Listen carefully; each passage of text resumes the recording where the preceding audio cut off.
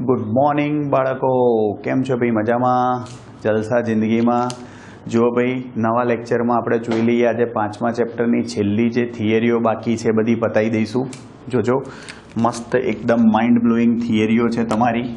सौथी पहेला पेरामेग्नेटिक पदार्थ पर तापमाननी असर। पेरामेग्नेटिक पदार्थों पर तापमाननी असर।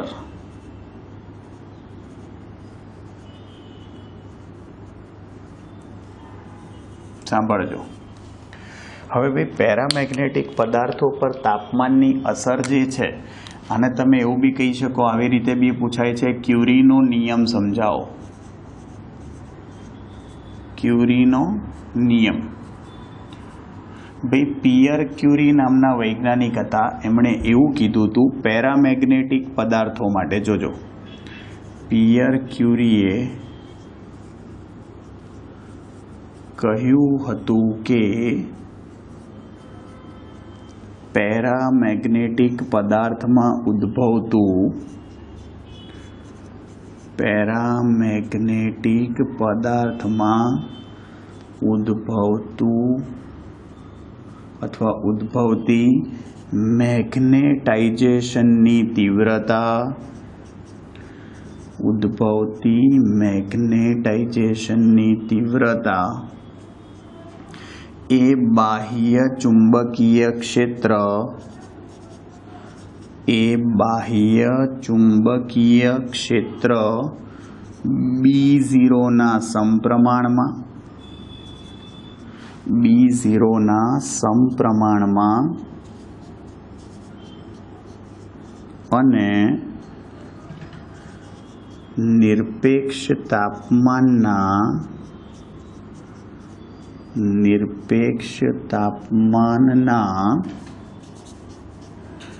व्यस्त प्रमाण में होय छे। निरपेक्ष तापमानना व्यस्त प्रमाण में होय छे। आ खास ध्यान राखजो भाई। जो आ जे वस्तु आपणे लखी एने जो सूत्र स्वरूपे लखवा जईए तो मैग्नेटाइजेशननी तीव्रता ए चुंबकीय क्षेत्र बाह्य B0 लीधुं छे अने निरपेक्ष तापमानना व्यस्त प्रमाण में होय। जो चलन छोड़ो चलन तो चलन छोड़शो तो अचळांक C आवशे। अहींया C क्यूरी अचळांक छे, खास ध्यान राखजो। C शुं छे भाई? क्यूरी अचळांक छे, खास ध्यान राखजो। ज्यां आपणे B0 नुं सूत्र लखवा जईए भाई तो ज्यां B0 बराबर शुं लखाशे? जोजो μ0H लखाय तो B0 बराबर μ0H थशे। भाई आपणुं μ0 NI हतुं पण आपणे NI नी जग्याए शुं लखता हता भाई? हनी। तो जुओ त्यां M बराबर जो शुं थशे? C तो छे ज अने B0 नी जग्याए μ0H लख्युं अपॉन T तो छे ज भाई। B0 नी जग्याए μ0H, H ने सामे छेदमां नाखी दो तो M अपॉन H शुं थशे? μ0C upon T। भाई याद होय तो M अपॉन H ने तो शुं कहेता था? चुंबकीय ससेप्टिबिलिटी काय M अथवा झाय M। झाय M નું સૂત્ર શું થાય? μ0C upon T। આનો મતલબ કે झाय M ચલે છે 1 अपॉन T લખાય। भाई जुओ मतलब चुंबकीय ससेप्टिबिलिटी पण निरपेक्ष तापमानना व्यस्त प्रमाण में ज छे। भाई ये व्यस्त प्रमाण में ज होय एनो मतलब शुं थयो? एनो मतलब एवो थयो के तमारुं तापमान घटशे। भाई निरपेक्ष तापमान घटे, सांभळजो, अथवा तमे चुंबकीय क्षेत्रनी तीव्रता वधारो। भाई आ सप्रमाण में छे, आ व्यस्त प्रमाण में छे। एटले जो तमे चुंबकीय क्षेत्रनी तीव्रता वधारशो के निरपेक्ष तापमान घटाडशो, शुं थशे?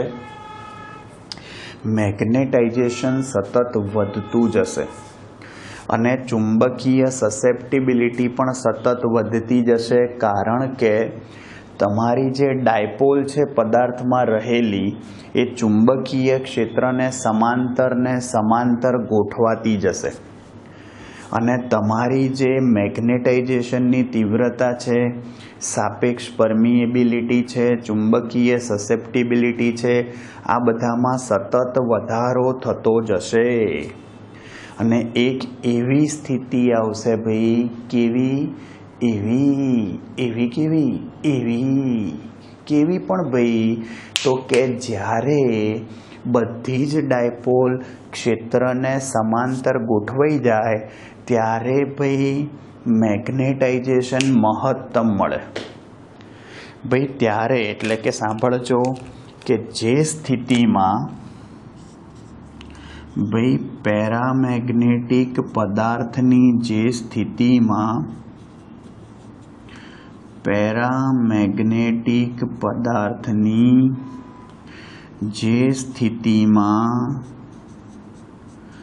મેગ્નેટાઇઝેશનની તીવ્રતા, સાપેક્ષ પરમિએબિલિટી અને ચુંબકીય સસેપ્ટિબિલિટી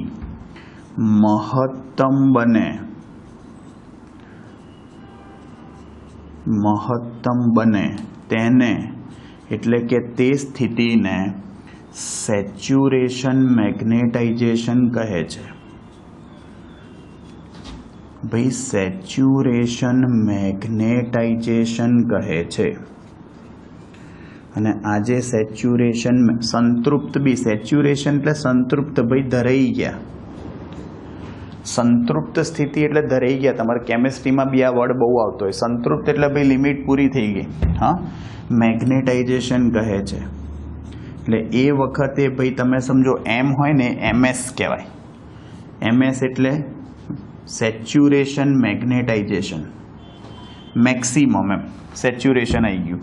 અને આ સ્થિતિ બાદ ક્યુરીનો નિયમ જળવાતો નથી, લિમિટ આવી ગઈ.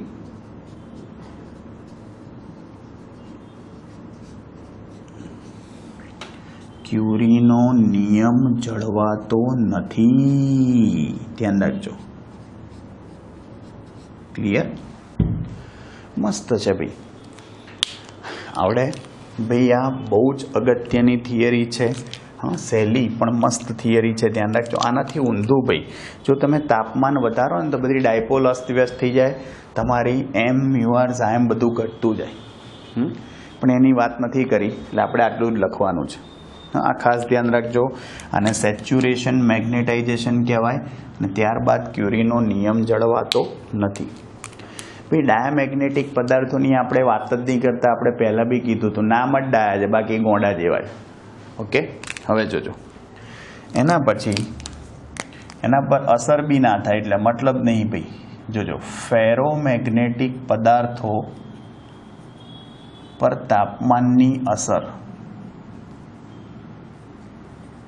ભાઈ, ફેરોમેગ્નેટિક પદાર્થો પર તાપમાનની અસર જોજો શું કહે છે ભાઈ. આપણને ખબર છે કે ફેરોમેગ્નેટિક પદાર્થોમાં ડોમેન હોય એટલે પહેલાંથી જ ભાઈ શું થતું જાય કે ભાઈ તમારી ચૂડામો મેક્સિમમ જ હોય, ચુંબકીય ડાયપોલ મોમેન્ટ, ચુંબકીય ક્ષેત્ર પ્રબળ જ હોય, પદાર્થમાં ચુંબકીય ક્ષેત્ર રેખાઓની સંખ્યા વધારે જ હોય. હવે શું કરીશું, ઓલરેડી વધારે છે ભાઈ, એટલે તાપમાન વધારીએ. સાંભળજો ભાઈ, ફેરોમેગ્નેટિક પદાર્થોનું તાપમાન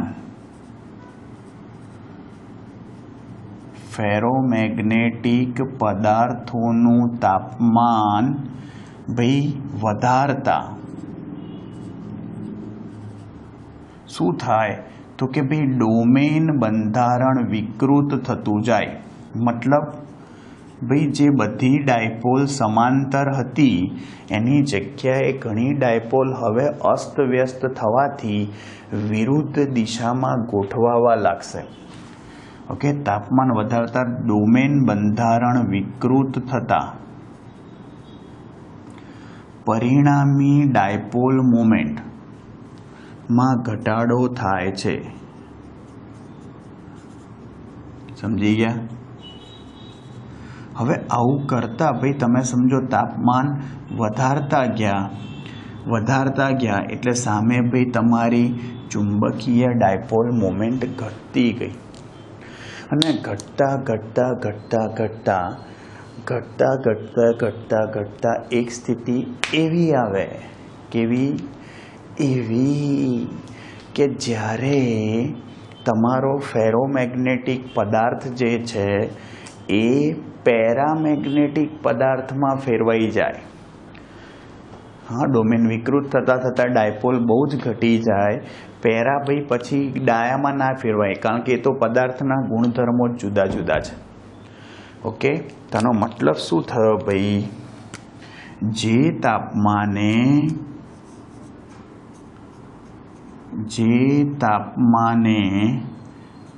ફેરોમેગ્નેટિક પદાર્થ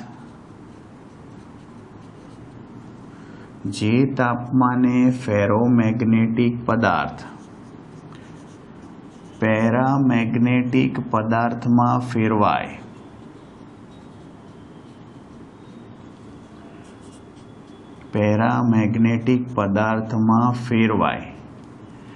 તે તાપમાનને ક્યુરી તાપમાન કહે છે. શું કહેવાય એ તાપમાનને ભાઈ? ક્યુરી તાપમાન કહે છે. ખાસ ધ્યાન રાખજો. હા, અને ભાઈ ક્યુરી તાપમાન જે છે, હા, અને આના માટે ભાઈ આપણે સાબિત નથી કરવાનું, ખાલી લખવાનું જ છે ભાઈ કે ચુંબકીય સસેપ્ટિબિલિટી, એનું સૂત્ર આવું થશે, m બરાબર c ક્યુરીનો અચળાંક upon t minus TC. Compulsory t greater than TC જ હોવું જોઈએ ભાઈ, કારણ કે ફેરોમેગ્નેટિક પદાર્થની ચુંબકીય સસેપ્ટિબિલિટી ઋણ ના હોઈ શકે.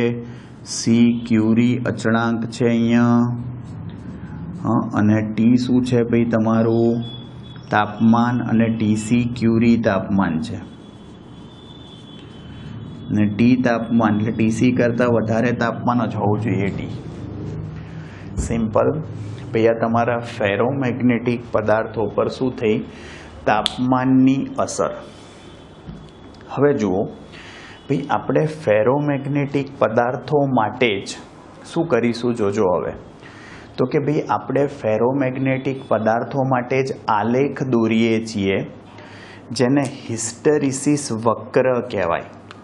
સાંભળજો ભાઈ, એને હિસ્ટેરિસિસ વક્ર કહેવાય. અને હિસ્ટેરિસિસ વક્ર એટલે બીજું કંઈ નહીં, બી વિરુદ્ધ એચનો આલેખ. હિસ્ટેરિસિસ વક્ર એટલે બી વિરુદ્ધ એચનો આલેખ. ભાઈ ફેરોમેગ્નેટિક પદાર્થો માટે તમને એવું કે બી વિરુદ્ધ એચનો આલેખ દોરી સમજાવો, તો આનો મતલબ એવો થાય, જોજો, એ બી વિરુદ્ધ એચનો આલેખ છે. જોજો, બી ચુંબકીય ક્ષેત્ર ક્યાં આવશે? વાય અક્ષ પર, અને એચ ક્યાં આવશે ભાઈ? એક્સ અક્ષ પર. તમને ખબર જ છે આલેખ હંમેશા વાય વિરુદ્ધ એક્સનો દોરાય. અને એચનું સૂત્ર શું થાય તમને ખબર જ છે ભાઈ, હની. જુઓ, આપણે ઉગમ બિંદુથી ચાલુ કરીએ છીએ. સ્ટાર્ટિંગમાં આપણે ઉપર લખીશું તો ધન આવશે. જોજો 0.5 આ ભાઈ તમારું ટેસ્લામાં આવશે, અને અહીંયા એકમ યાદ હોય તો એમ્પિયર પર મીટર આવશે.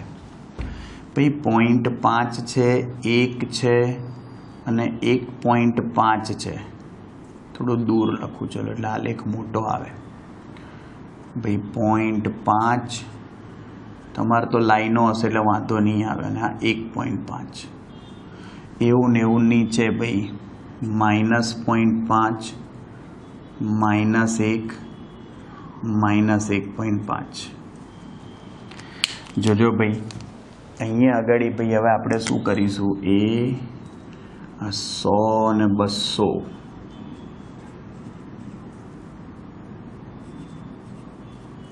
તો અહીંયા શું થાય? -100 અને -200. જોજો ભાઈ, શરૂઆતમાં તમે આલેખ દોરવાનું શરૂ કરશો એટલે જોજો શું થશે તો કે ભાઈ મૂલ્ય સતત એની સાથે વધશે. ભાઈ જુઓ, તમે પ્રવાહ વધારશો, એચ વધશે, જેમ જેમ ચુંબકીય તીવ્રતા એમ ચુંબકીય ક્ષેત્ર વધતું જશે. વધતા વધતા એવી સ્થિતિ આવશે ભાઈ, ફેરોમેગ્નેટિક પદાર્થ છે એટલે એક એવી સ્થિતિ આવશે કે આખો પદાર્થ જ ડોમેનમાં ફેરવાઈ જશે. એટલે કે ચુંબકીય ક્ષેત્ર શું થઈ જશે? મહત્તમ મેગ્નેટાઇઝેશન મળશે. એટલે કે સેચ્યુરેશન મેગ્નેટાઇઝેશન વાળી સ્થિતિ આવી જશે. અને એ સ્થિતિએ ભાઈ જુઓ, એ આ 200 અને આ 1.5 આવું થઈ જશે. એટલે આલેખ તમે દોરો ને ભાઈ તો આલેખ આવો આવશે. જુઓ,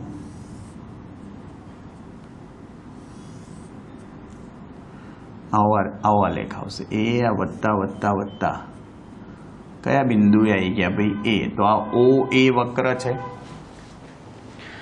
જુઓ, આ એ બિંદુએ જ્યાં સેચ્યુરેશન મેગ્નેટાઇઝેશન એટલે કે મહત્તમ ચુંબકીય ક્ષેત્ર મળ્યું, બરાબર, તો એને શું કહેવાય ભાઈ? એ બિંદુને સેચ્યુરેશન મેગ્નેટાઇઝેશન કહેવાય. ભાઈ સેચ્યુરેશન મેગ્નેટાઇઝેશન.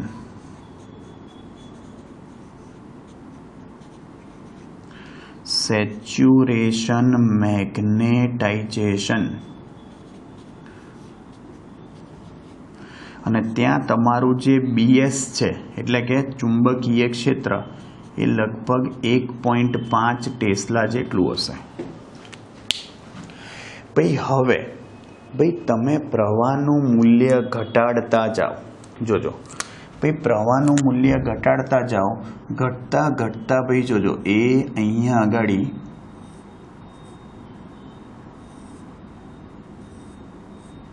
આલેખ તમારો આવો આવશે. મતલબ કે આ ઘટ્યું મૂલ્ય જોજો, અને આલેખ તમારો આવો આવ્યો. જુઓ આ બિંદુ જુઓ ભાઈ, આ જે બી બિંદુ દેખાય છે તમને એ ક્યાં છે? વાય અક્ષ પર છે. અને વાય અક્ષ પર એક્સ યામ શું આવે? 0 આવે. ધ્યાનથી સમજજો, આ બી બિંદુ જે છે ત્યાં આગળ ભાઈ વાય અક્ષ પર એટલે બી મળશે, પણ એક્સ યામ એટલે કે એચ 0 થઈ જશે. ધ્યાનથી સાંભળજો, આ બિંદુને ભાઈ એચ બરાબર 0 હોય ત્યારે મળતા બીના મૂલ્યને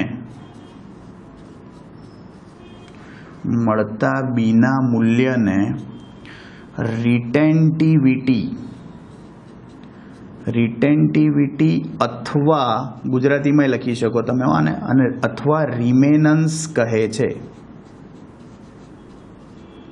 રિટેન્ટિવિટી અથવા રિમેનન્સ કહે છે. અને એ રિમેનન્સ જે છે BR કહેવાય. રિમેનન્સ અથવા રિટેન્ટિવિટી એ કિંમત ઓલમોસ્ટ 1.2 ટેસ્લા જેટલી હોય. એનો મતલબ શું કે ભાઈ તમે પ્રવાહ 0 કરી નાખ્યો તો પણ ડોમેન સંપૂર્ણપણે નાબૂદ નથી થતા. એ જાળવી રાખે છે, રિટેન કરે છે, રિમેનિંગ છે. રિમેનિંગ એટલે એટલું હજી છે એટલે રિમેનન્સ કહેવાય. સમજ્યા? હજી ભાઈ પ્રવાહનું મૂલ્ય ઘટાડતા જાઓ તો અહીંયા આલેખ તમારો આવો આવશે. જોજો, એ આ બીમાંથી ભાઈ અહીંયા સી બિંદુ, ભાઈ અહીંયા 1 છે અને આ 0.5 છે. ભાઈ અહીંયા તમારું અહીંયા આવશે. જોજો આવી રીતે. અને આ બિંદુ આવ્યું તમારું, જુઓ સી. ભાઈ આ જે સી બિંદુ જે છે જો ઊંધું થઈ ગયું. સી બિંદુ એ શું થાય? ઊંધું. સી બિંદુ ક્યાં છે? એક્સ અક્ષ પર. એક્સ અક્ષ પર વાયમ 0 હોય. એક્સ અક્ષ એટલે એક્સ અક્ષ પર એચ છે તો વાયમ B0 થઈ જશે. તો એનો મતલબ શું થયો? જોજો કે ભાઈ B0 હોય ઊંધું ત્યારે એચ મળશે. ભાઈ B0 હોય ત્યારે મળતા એચના મૂલ્યને સાંભળજો ભાઈ, આને કોઅર્સિવિટી કહેવાય, કોઅર્સિવિટી કહે છે. અને કોઅર્સિવિટી H મળે ભાઈ એવું બિંદુ કે પ્રવાહ હોવા છતાં ડોમેન નાબૂદ થઈ ગઈ, એને કોઅર્સિવિટી કહેવાય. ઊંધી પ્રક્રિયા ભાઈ, તમે સમજો કોઅર્સિવિટી. અને એ જે HC છે એનું મૂલ્ય લગભગ 90 એમ્પિયર પર મીટર હોય. આપણે -90 નથી લખતા, મૂલ્યો બધા ધન જ લખીએ છીએ ભાઈ, ધ્યાન રાખજો. હવે ભાઈ તમે રિવર્સ દિશામાં પ્રવાહ વધારતા જાઓ તો આ પ્રવાહ વધતા વધતા એ આવો આલેખ આવશે. જોજો અહીંયા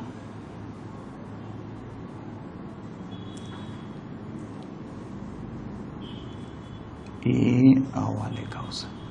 ક્લિયર? જુઓ 200 એ 1.5 એટલે આને પછી આમ જોવા જાવ ને તો આ A અને D બિંદુઓ સરખા થયા. જુઓ A અને D. કેમ? એને રિવર્સ સેચ્યુરેશન મેગ્નેટાઇઝેશન કહેવાય. ઊંધી દિશામાં ઊંધો પ્રવાહ પસાર કર્યો, પ્રવાહ ઋણ હતો એટલે ઊંધું મળ્યું, રિવર્સ સેચ્યુરેશન મેગ્નેટાઇઝેશન. ભાઈ પ્રવાહ વધારતા જાઓ ચલો, એટલે પાછું આવી જ રીતે જોજો. એ અહીંયા 1.2 આવશે પણ ઋણ નિશાની છે. જો એટલે પાછું આ E બિંદુ શું કહેવાય? રિટેન્ટિવિટી જ થઈ. એટલે પાછું આ B અને E, અને રિટેન્ટિવિટી કોને કહેવાય? y અક્ષ પર પાછું H0 થઈ જશે. y અક્ષ પર એક્સિયમ 0 હોય ત્યારે મળતા ભાઈ y ના એટલે કે B ના મૂલ્યને શું કહેવાય? રિટેન્ટિવિટી અથવા રિમેનન્સ. આવડે? ચલો પ્રવાહ વધારતા જાઓ ભાઈ. એ 90 આવવું જોઈએ. આ 100 છે ને એટલે 90 આવવું જોઈએ. સમજ્યા તમે? હા, તો આ 90 થયું ભાઈ. સેજ 100 ની અંદર લેવાનું. આ કયું બિંદુ છે? F. અને F બિંદુ એ પાછું કોના જેવું થયું? C જેવું. તો C અને F થઈ ગયું. એને કોઅર્સિવિટી કહેવાય. અને જવા દો, હજી પ્રવાહ વધારો તો એ તમે ક્યાં ગયા જોજો. એમાં શું ખબર પડી? જુઓ ભાઈ, તમે ચાલુ ક્યાંથી કર્યું હતું? જોજો, ધ્યાનથી સાંભળજો, ધ્યાનથી. O થી ચાલુ કર્યું હતું, પણ O પર પાછા ના જઈ શકાય હવે. પણ જુઓ, A પર પાછા જઈ શકાય. A થી ગયા. જો આ એરો બતાવતા જાઓ, આ એરો બતાવતા જાઓ, આ એરો, આ એરો, આ એરો. A ઉપર પાછા ગયા. O પર પાછા ના જઈ શકાય ભાઈ. પદાર્થ પોતાની મૂળ સ્થિતિમાં પાછો નથી આવતો, પણ A પર પાછો આવી શકે છે. એનો મતલબ કે અહીંયા પદાર્થે ઉર્જા ગુમાઈ કહેવાય. અને ભાઈ આ જે આલેખ છે તમારો, એ આલેખ દ્વારા ઘેરાતું ક્ષેત્રફળ, હિસ્ટેરિસિસનો મતલબ જ એ ભાઈ કે એ આલેખ દ્વારા ઘેરાતું ક્ષેત્રફળ. જોજો આ આલેખ જે તમને દેખાયો ને એના દ્વારા ઘેરાતું ક્ષેત્રફળ, સંખ્યામાં લખવામાં ભૂલ ના કરતા હો. આ આલેખ દ્વારા ઘેરાતું ક્ષેત્રફળ છે ને ભાઈ, જોજો આ હિસ્ટેરિસિસ વક્ર, હિસ્ટેરિસિસ વક્ર અથવા B વિરુદ્ધ H વક્ર દ્વારા ઘેરાતું ક્ષેત્રફળ ભાઈ એ શું આપે? સાંભળજો, ઘેરાતું ક્ષેત્રફળ એકમ કદ દીઠ જૂલ ઉષ્મા રૂપે વ્યય પામતી ઉર્જા દર્શાવે છે. વ્યય પામતી ઉર્જા દર્શાવે છે. ખાસ ધ્યાન રાખજો ભાઈ. આ ક્ષેત્રફળ જે છે બીજું કંઈ ના બતાવે, કારણ કે તમે ઓરિજિનલ પોઝિશન પર પાછા નથી જતા, એટલે કે ઉર્જાનો વ્યય થયો. એનો મતલબ કે એકમ કદ દીઠ જૂલ ઉષ્મા રૂપે વ્યય પામતી ઉર્જા દર્શાવે છે. ભાઈ જુઓ, આપણી હિસ્ટેરિસિસ સાયકલ અથવા હિસ્ટેરિસિસ વક્ર થયો કહેવાય. આવડે ભાઈ, મસ્ત વસ્તુ છે, ધ્યાન રાખજો. અને આ જે હિસ્ટેરિસિસ વક્ર થયો ભાઈ, એની ઉપરથી જ ભાઈ આ ફેરોમેગ્નેટિક પદાર્થ જે છે એના પ્રકારો પડશે. ભાઈ આ ફેરોમેગ્નેટિક પદાર્થના બે પ્રકાર છે, તમે સમજો, સોફ્ટ ફેરોમેગ્નેટિક અને હાર્ડ ફેરોમેગ્નેટિક. ભાઈ સોફ્ટ એટલે એવું ના હોય કે પોચું પોચું એમ દબાવવાની મજા આવે, એવું નહીં. પ્રકાર છે એ હિસ્ટેરિસિસ સાયકલ ઉપરથી જ ખબર પડે. ભાઈ જેની હિસ્ટેરિસિસ સાયકલ પહોળી હોય, અત્યારે જ્યાં દેખાય છે પહોળી હિસ્ટેરિસિસ સાયકલ છે, તો એ હાર્ડ ફેરોમેગ્નેટિક પદાર્થો કહેવાય. અને હિસ્ટેરિસિસ સાયકલ જો સાંકડી હોય, 0 ફિગરવાળી, તો એવા પદાર્થોને સોફ્ટ ફેરોમેગ્નેટિક પદાર્થો કહેવાય. ક્લિયર? આ ખાસ ધ્યાન રાખજો. જુઓ, હવે આગળ જોઈશું ભાઈ આપણે હવે એ પ્રકારો અને એના ઉપયોગો શું હોય એ જોઈશું. જોજો, મસ્ત છે.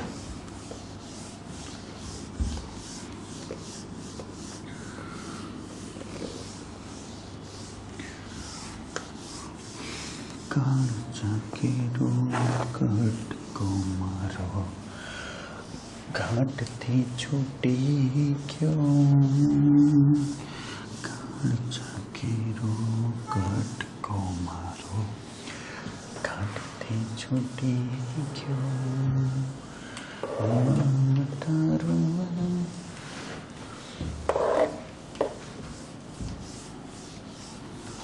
ચાકેરો કટકો મારો, ઘાટથી છૂટી ગયો. જોજો,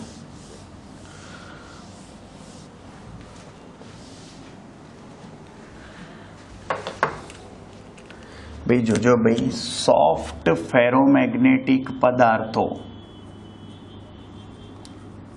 સોફ્ટ ફેરોમેગ્નેટિક પદાર્થો, સાંભળજો ભાઈ. સોફ્ટ ફેરોમેગ્નેટિક પદાર્થોનો મતલબ એવો થાય કે જે પદાર્થો પરથી ભાઈ જે પદાર્થમાંથી વહેતો પ્રવાહ બંધ કરી દેતા ચુંબકીય ક્ષેત્ર ગુમાવી દે. શું કરે ભાઈ? ચુંબકીય ક્ષેત્ર ગુમાવી દે તેવા પદાર્થોને સોફ્ટ ફેરોમેગ્નેટિક પદાર્થો કહે છે.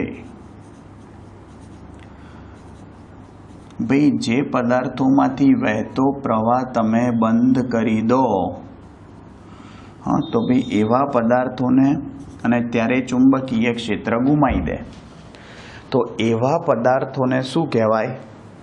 સોફ્ટ ફેરોમેગ્નેટિક પદાર્થો. ભાઈ આની વ્યાખ્યા આવી રીતે પણ આપી શકાય કે જે પદાર્થોની હિસ્ટેરિસિસ વક્ર, જે પદાર્થોનો હિસ્ટેરિસિસ વક્ર સાંકડો હોય, હિસ્ટેરિસિસ વક્ર સાંકડો હોય, તેવા પદાર્થોને શું કહે છે? યસ, સોફ્ટ ફેરોમેગ્નેટિક પદાર્થો કહે છે.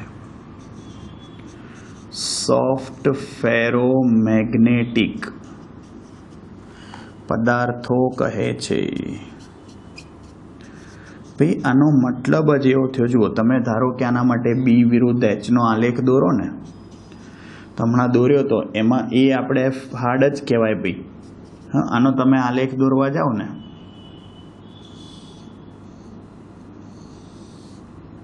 સિમ્પલ. જુઓ, સાંકડો હિસ્ટેરિસિસ વક્ર છે, તો આવા પદાર્થોને શું કહેવાય? સોફ્ટ ફેરોમેગ્નેટિક પદાર્થો.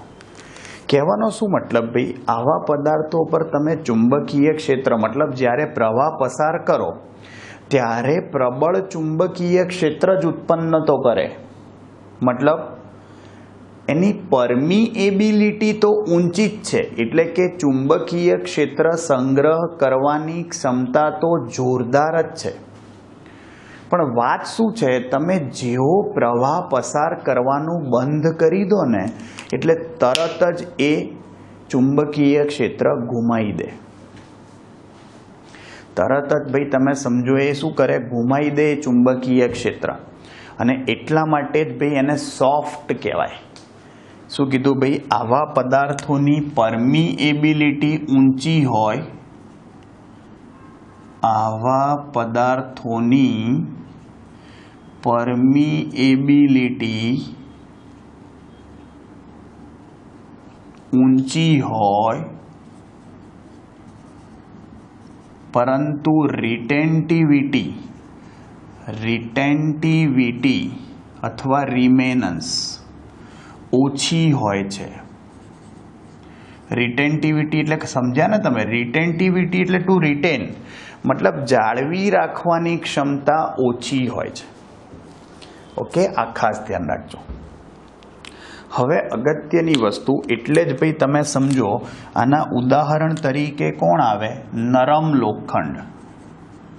કે જોઈને તો તમને ખબર બી ના પડે ભાઈ કે નરમ લોખંડ એટલે મેં કીધું એવું ના હોય કે આમ સ્પંજ જેવું હોય, નરમ એટલે આમ પોચું પોચું દબાવવાની મજા આવે, એવું ના હોય ભાઈ. નરમ લોખંડ હા એટલે ગુણધર્મ એવો છે, સાંભળજો. અને એનો ઉપયોગ ક્યાં થાય ભાઈ, આપણે જનરલી આનો જ ઉપયોગ કરતા હોઈએ છીએ ભાઈ મોટા મોટા ક્રેન્સ જે હોય ને, ક્રેનની મદદથી ભારે વસ્તુઓ ઉંચકવા માટે,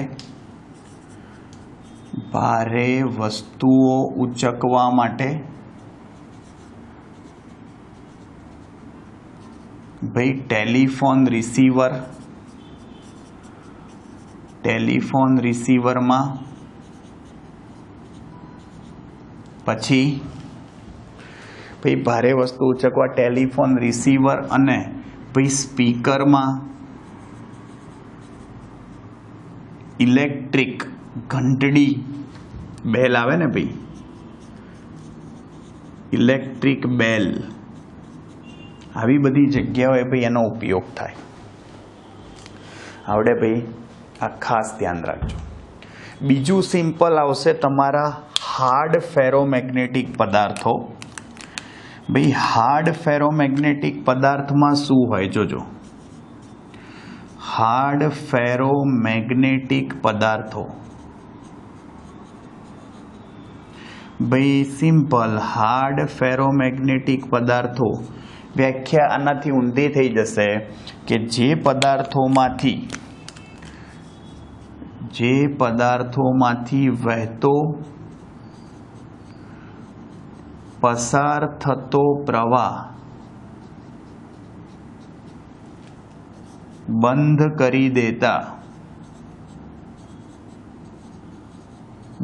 કરવા છતાં ચુંબકીય ક્ષેત્ર જાળવી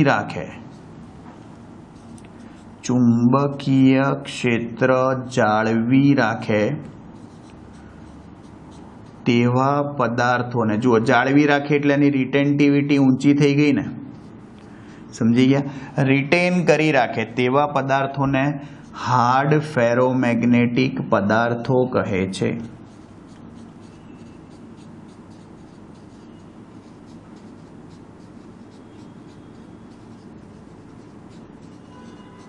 એવી વ્યાખ્યા બી આપી શકો કે જે પદાર્થોની હિસ્ટેરિસિસ સાયકલ પહોળી હોય, જે પદાર્થોની હિસ્ટેરિસિસ સાયકલ એટલે હિસ્ટેરિસિસ વક્ર પહોળો હોય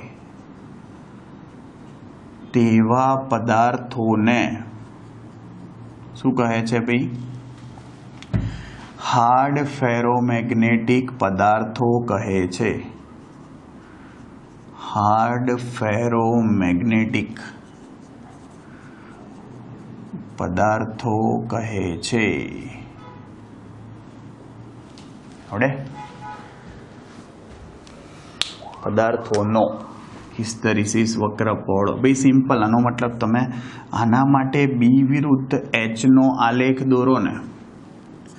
હિસ્ટેરિસિસ વક્ર ભાઈ પહોળો હોય એટલે તમે સમજો આનો આલેખ આવો આવશે.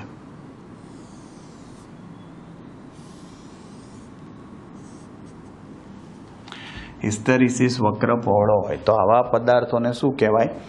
હાર્ડ ફેરોમેગ્નેટિક પદાર્થો. સિમ્પલ. આવા પદાર્થોની કોઅર્સિવિટી, પરમિએબિલિટી ને રિટેન્ટિવિટી બધું ઊંચું જ હોય ભાઈ. હા, આવા પદાર્થોની પરમિએબિલિટી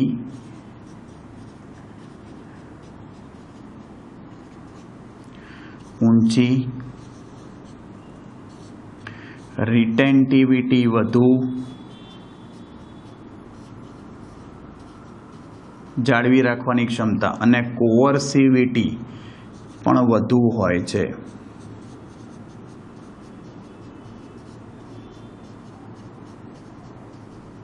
સમજ્યા ભાઈ? ખાસ ધ્યાન રાખજો. અને ભાઈ આનો ઉપયોગ ક્યાં થાય જોજો. તો કે એનું ઉદાહરણમાં કહી દઉં તમને ભાઈ. ઉદાહરણમાં એલ્નિકો આવે અને લોડ સ્ટોન આવે. હા, કુદરતી પથ્થર કહેવાય એને ભાઈ. ધાતુ જ છે ભાઈ. એલ્નિકો એટલે એલ્યુમિનિયમ, નિકલ, કોબાલ્ટ, કોપર અને આયર્ન એટલે કે લોખંડ, એની મિશ્ર ધાતુ છે એલ્નિકો. સાંભળજો, એલ્નિકો એ એલ્યુમિનિયમ, લોખંડ, નિકલ, કોબાલ્ટ અને કોપર ની મિશ્ર ધાતુ છે.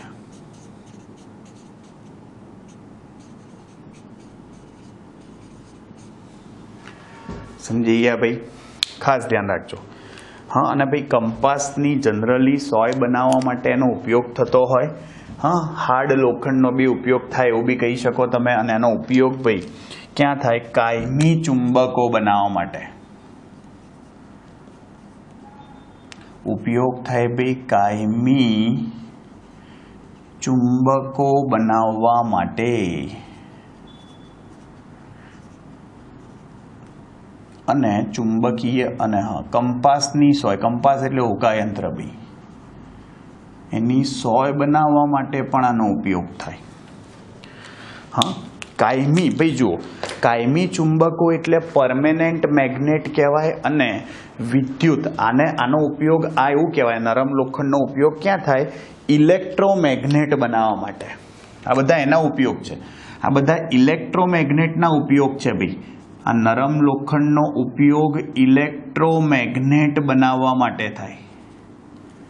સમજ્યા? અને આ ઇલેક્ટ્રોમેગ્નેટનો ઉપયોગ પછી આ બધામાં થાય. ઇલેક્ટ્રોમેગ્નેટ એટલે વિદ્યુત ચુંબકો. પ્રવાહ પસાર થાય તો જ ઉત્પન્ન થાય. અને કાયમી ચુંબકો એટલે જાળવી જ રાખે. સમજ્યા ભાઈ? અને કાયમી ચુંબકો જે છે બરાબર, એ ધ્યાન રાખજો ભાઈ. જૂના જમાનામાં કાયમી ચુંબકો બનાવવા માટે લોખંડના ટુકડાને બરાબર વારંવાર ઘસી અને ભાઈ તમે સમજો એની ઉપર પેલા હથોડા ટીપીને તમે સમજો કાયમી ચુંબક બનાવતા હતા. એવું બી થઈ શકે સ્ટીલ છે, એલ્નિકો છે, આવા પદાર્થો પર આપણે ચુંબક લઈએ કાયમીને, એક જ સાઈડ ઘસવાનું. એક જ સાઈડ, આમ ના ઘસાય, એક જ સાઈડ ઘસતા રહેવાનું. તમે સમજો તો એવી રીતે બી તમે કાયમી ચુંબકો બનાવી શકો.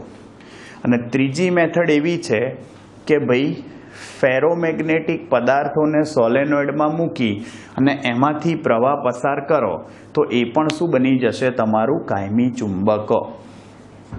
ક્લિયર? આવી રીતે ભાઈ તમે કાયમી ચુંબકો બનાવી શકો. ઓકે, ખાલી ફરક એટલો છે, આમાં પ્રવાહ પસાર કરો અને જેવો બંધ કરો ચુંબકીય ક્ષેત્ર ગુમાવી દે. આમાં પ્રવાહ પસાર કરો અને પછી બંધ કરો તો બી ચુંબકીય ક્ષેત્ર જાળવી રાખે, મેન્ટેન કરી રાખે. ક્લિયર? સિમ્પલ છે ભાઈ આમાંની. અને જુઓ આ કાયમી ચુંબકો જે છે એ બનાવવા માટે ભાઈ એલ્નિકો છે કે આ બધી જે ધાતુઓ છે, નિકલ છે, કોબાલ્ટ છે, હા તમે સમજો આ બધી ધાતુઓનો ઉપયોગ થતો હોય છે. બરાબર? આ ખાસ ધ્યાન રાખજો. સિમ્પલ ભાઈ થઈ ગયું. જુઓ ભાઈ તમારી 5મા ચેપ્ટરની બધી જ થિયરી કમ્પ્લીટ થઈ ગઈ. હા સિમ્પલ છે, એમાં બી પાછળનો પોર્શન જોવા આપણે બધી થિયરિકલ વસ્તુઓ છે આમ જોવા જાવ તો. હા ક્લિયર? જુઓ મળીએ ભાઈ. ચલો નેક્સ્ટ ટાઈમ વ્યવસ્થિત લખીને પ્રિપેર કરજો ભાઈ. ક્યાંક ક્યાંક MCQમાં ને એમાં કામમાં આવશે આ દરેકે દરેક વસ્તુઓ, એટલે ધ્યાન રાખજો. મળીએ ભાઈ નેક્સ્ટ લેક્ચરમાં. ત્યાં સુધી આવજો. બાય. See you. टाटा. सबा खैर. सायोनारा. आस्ता ला वेस्ता. फिर मिलेंगे चलते चलते. खुदा हाफिज. जय श्री कृष्ण. जय अम्बे. जय हिंद. जय भारत. वंदे मातरम. टाटा. Take care guys.